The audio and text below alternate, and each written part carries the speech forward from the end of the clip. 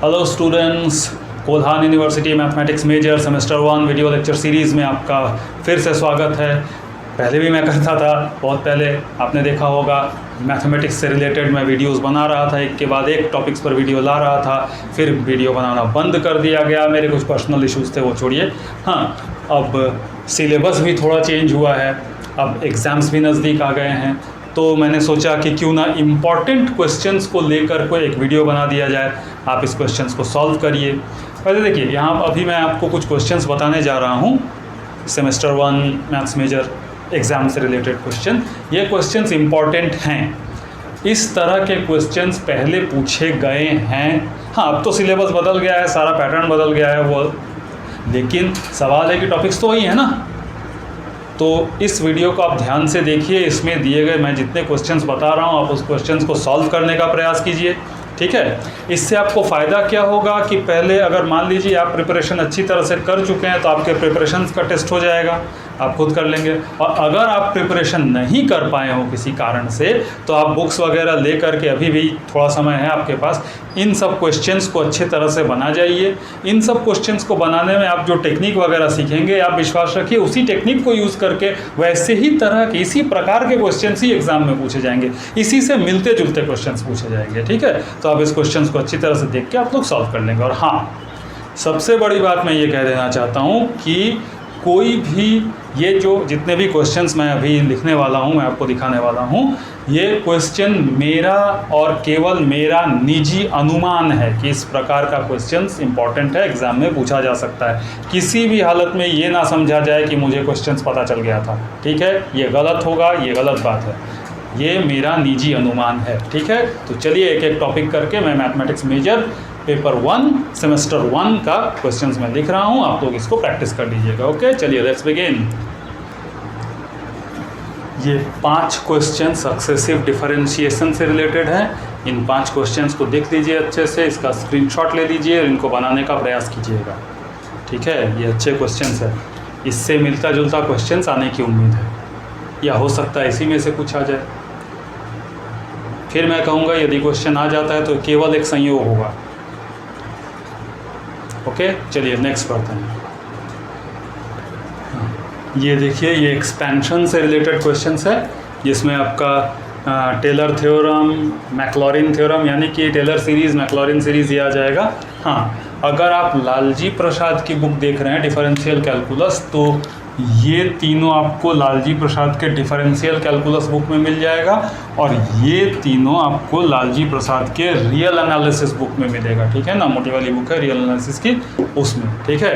नए सिलेबस के अनुसार एक्सपेंशन करना है और साथ में रिमाइंडर लेके भी करना है, तो वो ये तीनों उसका क्वेश्चन है, ठीक है। देख लीजिए,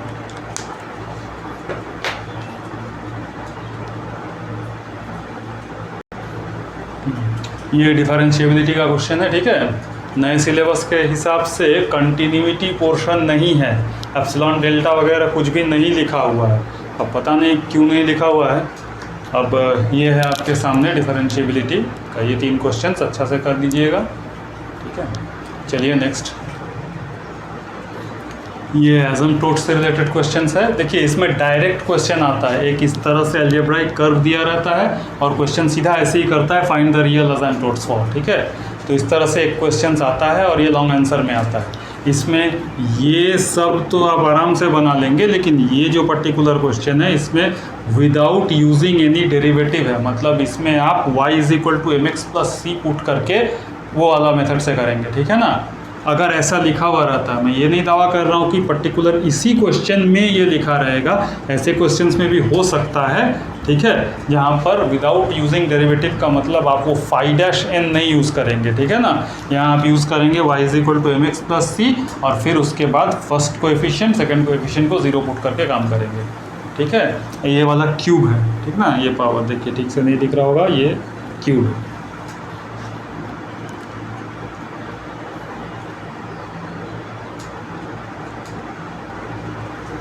ये कर्वेचर से रिलेटेड क्वेश्चंस है। देखिए, ये जो पहला क्वेश्चन है ना, find radius of curvature for the curve y = fx in Cartesian form, exactly इसमें आपको वो फॉर्मूला प्रूव करना है, ठीक है ना। ये क्वेश्चन अगर इस तरह से आता है तो इसमें आप जो रेडियस ऑफ कर्वेचर रो के लिए जो फार्मूला निकालते हैं ना, वो फार्मूला डिराइव कीजिएगा, ठीक है, कार्टेशियन फॉर्म में, इंट्रिंसिक निकाल के मत छोड़ दीजिएगा। ये वाला तो पोलर फॉर्म का है। ये वाला रेडियस ऑफ कर्वेचर निकालने के बाद क्या कीजिएगा, जो रो आएगा उसमें x के जगह -4 डालिएगा, y के जगह 0 डालिएगा, उससे होगा। और ये वाला आपको पैरामीट्रिक फॉर्म में करना है, ठीक ना, इस तरह से आप करेंगे।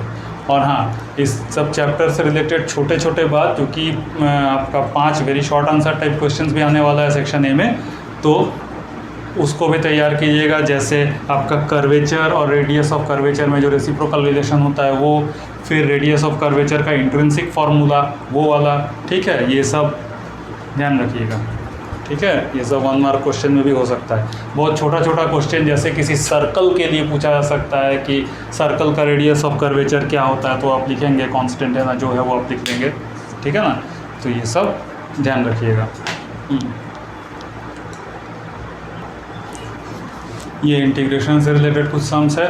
देखिए, इंटीग्रेशन में आपके सिलेबस में जो नया सिलेबस दिया गया है उसमें रिडक्शन फार्मूला लिखा है, ठीक है। तो ये रिडक्शन फार्मूला से रिलेटेड कुछ इंपॉर्टेंट क्वेश्चंस है जो मुझे लगा इम्पॉर्टेंट है, आप करिएगा। हाँ, एक बात याद रखिएगा, इंटीग्रेशन का मतलब ये नहीं जो आपने 12th में किया था उसको आप भूल जाइए, ऐसा नहीं चलेगा, ठीक है। इस टाइप का क्वेश्चन जो है वेरी शॉर्ट आंसर, मतलब कि 1 मार्क क्वेश्चन में हो सकता है, ठीक है। तो आप ये मत समझिएगा कि 12th में कर लिया तो वो फार्मूला सब भूल जाना है, वो मेथड भूल जाना है, बिल्कुल नहीं, उससे नहीं चलेगा, ठीक। तो अच्छे से ये सब प्रैक्टिस कीजिएगा। चलिए आगे बढ़ते हैं। एक बात और, जो ये जैसे ऑब्टेन रिडक्शन फार्मूला पर इस टाइप का क्वेश्चन है ना, sin to the power nx, तो इससे रिलेटेड भी ऐसा क्वेश्चन हो सकता है जहाँ n का कुछ वैल्यू दे दिया जाए, 7, 8, 9 ऐसा कुछ दे दिया जाए, फिर उसका क्या आंसर होगा वो पूछा जाए। तो आपको इस केस में इसका फॉर्मूला याद रखना पड़ेगा, ठीक है। ये सब छोटा छोटा आंसर का क्वेश्चन होता है। ये कन्केविटी, कन्वेक्सिटी और मल्टीपल पॉइंट्स का क्वेश्चन है। क्वेश्चन सब आसान है, देख लीजिए, ठीक है ना। ये देखिए, जो कॉन्केविटी और कॉन्वेक्सिटी इसका चेक कीजिएगा ना, ये वाला 0 से लेकर 2 पाई तक, तो अलग अलग इंटरवल में बांट के कीजिएगा, समझ में आ जाएगा। इसको डिफ्रेंशिएट करने पे समझ में आ जाएगा। इन्फ्लेक्शन निकालना है इसमें। यहाँ जो देखिए, जो वैल्यूज़ ऑफ x कहा गया है, इसका मतलब शार्प वैल्यू नहीं, इंटरवल्स, ठीक है। x का इंटरवल आएगा जिसमें ये कनकेव होगा, कन्वेक्स होगा। लास्ट वाला जो क्वेश्चन है, ये देखिए, अगर b/a लेस देन 1 आ रहा है तो नोड है, b/a अगर इक्वल टू 1 आ रहा है तो कस्प है, और b/a अगर ग्रेटर देन 1 आ रहा है तो आइसोलेटेड पॉइंट है। ये प्रूफ करना है, ठीक है।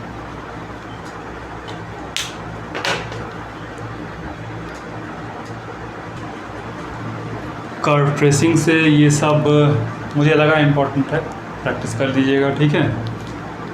और कर्व ट्रेसिंग छोटा मोटा नहीं होता है, काफ़ी बड़ा बनता है, ठीक है। ये लॉन्ग आंसर क्वेश्चन में आने वाला है, और इसका एक एक स्टेप करके चेक करके पूरा बढ़िया से कर्व बनाइएगा।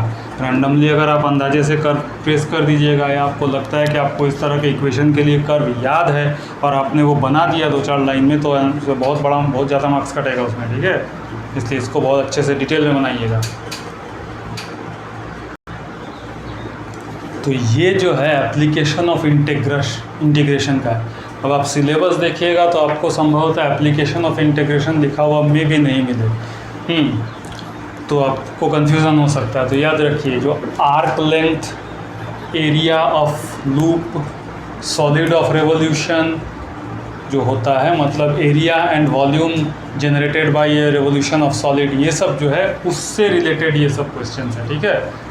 समझ गए ना, आपको समझ में आ ही रहा होगा। ये एरिया, सरफेस एरिया, ये सब है, इन सब का क्वेश्चन से अच्छे से बना दीजिएगा, ठीक है। अब देखिए, ये क्वेश्चंस आना तो चाहिए यूजुअली लॉन्ग आंसर टाइप में। कभी कभी अगर मान लीजिए आपको लगता है कि ये शॉर्ट आंसर क्वेश्चन में आ गया, कम मार्क्स वाले में आ गया, बनाइएगा। देखिए, पॉसिबिलिटीज़ क्या है, हो सकता है कि आपको ये पर्टिकुलर ग्राफ पता हो, कोई भी एक क्वेश्चन उठा के अगर देख ले, जैसे ये एलिप्स है, आप जानते हैं, ठीक है, ये पैराबोला है, आप जानते हैं, but may be you don't know this one, ठीक है।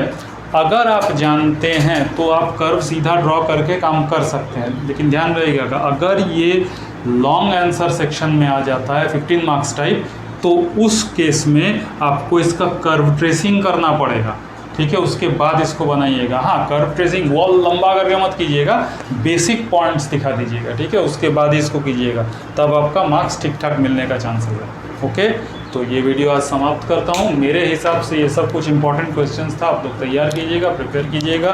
अगर वीडियो अच्छा लगा होगा तो लाइक वाइक कीजिएगा, कमेंट करने का चाहेंगे। अगर आपको चाहिए कि हाँ जब तक एग्ज़ाम आ रहा हो तब तक कुछ वीडियोस बना करके आपको कुछ और पढ़ा दिया जाए तो आप कमेंट करके बोलिएगा, नहीं कमेंट कीजिएगा तो फिर मैं नहीं बनाऊँगा वीडियो। ओके, ठीक, बाय।